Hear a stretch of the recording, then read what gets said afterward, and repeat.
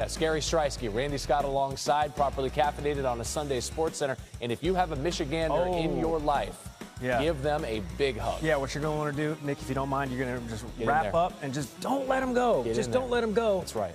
Something Detroit's defense could not do last night. You know, the whole wrap up, don't let them go. As they were welcoming in the 6th seed in the Washington Commanders and that rookie sensation, Jayden Daniels, the Lions have the one. It's 1991. Jayden Daniels on this team overachieving.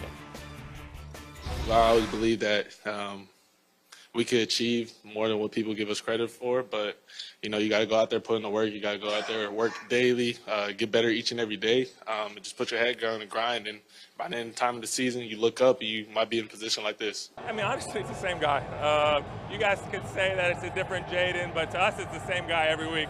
Same guy since he showed up in Washington and Virginia with us.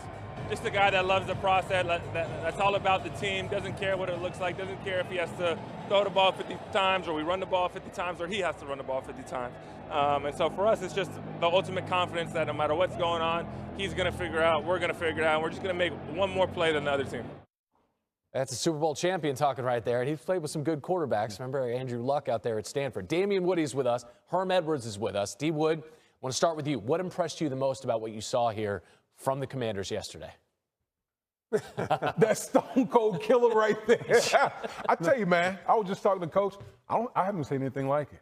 I really haven't. Yeah. Like for someone to have the season that Jayden Daniels has had and to go into an environment like Detroit, nothing phases him. I don't think this dude has a pulse. Like, it doesn't matter if you blitz him, pressure, whatever.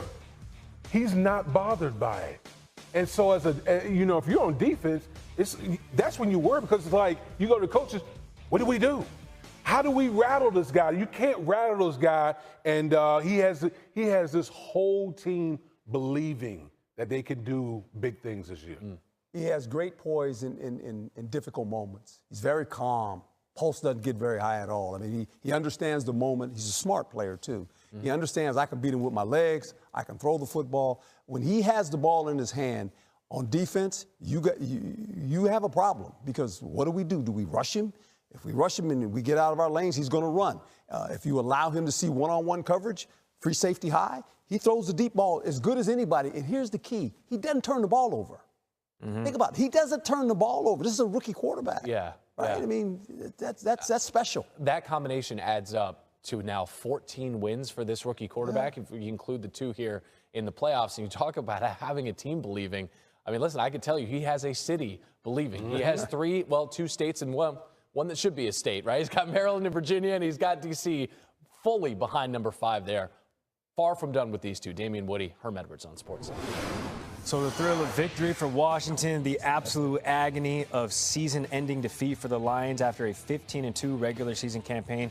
Since the Bears won the Super Bowl in '85, no team that has won 15 or more regular season games has gone on to hoist the Lombardi, although the Chiefs still have a chance to change that this season. Dan Campbell, understandably emotional after the loss. It's hard, when you lose these games, man. It's like the players,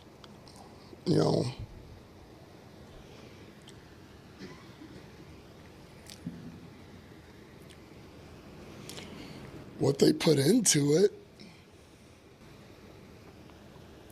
A lot of people don't know, what they go through. You have to get up, bodies beat to shit. Mentally stay locked in and do those things. So, long season.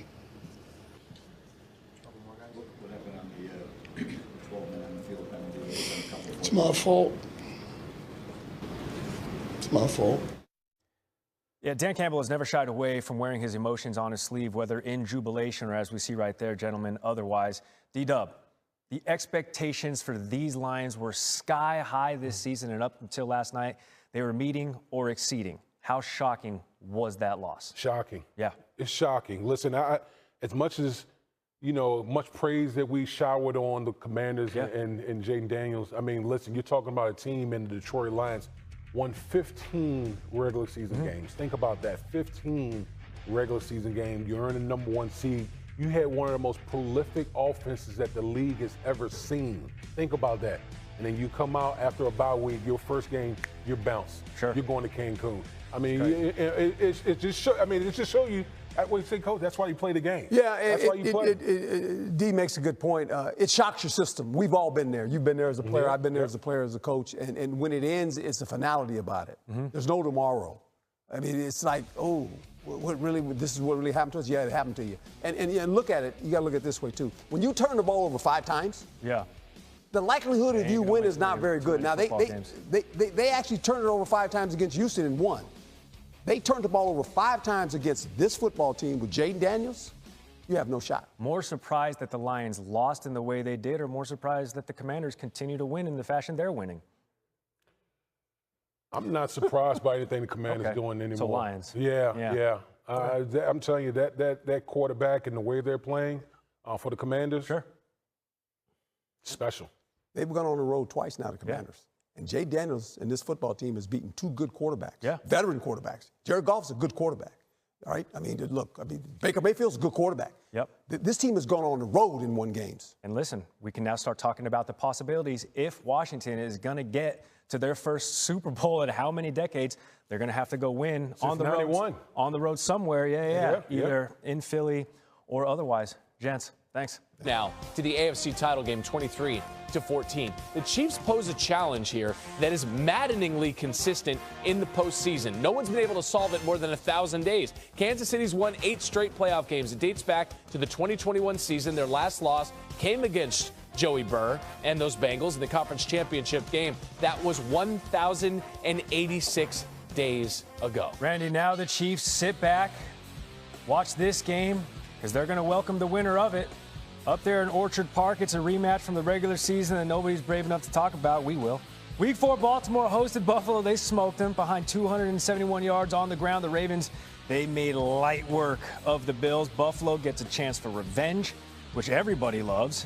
Helps for them that they host this game in Buffalo, and they are undefeated at home this season. D. Wood is back hanging out with us. Since week 4 up until this point, there's probably a lot of areas you can choose from. But where has Buffalo improved the most since that loss? I think they just the running game, the physicality, and I'm going to put you on game here a little bit. You know, with the Buffalo Bills, they run this thing called what they call jumbo package, meaning they take a guy like me and come into the game, an extra lineman. An extra lineman in the game, and what they do is they just bludgeon you. They run the ball. They do it more than any other team in the league, and so that's what the Baltimore Ravens is going to see a lot of. They're going to see jumbo package against this Buffalo Bills offense, and you better be ready for it because it's coming. All right, so it's your heavies versus my heavies. Yes. We'll meet in the middle. That's right. We're going to duke it out. Let's see what goes down. Okay. That's right. That being said, I'm guessing I know where this answer is going to go. How can the Ravens defense slow down that heavy, that Josh Allen, and what Buffalo's going to throw at him? Yeah, I mean, listen, the Ravens, they have one of the best rush defenses in the National Football. And their defense has really changed ever since Kyle Hamilton got moved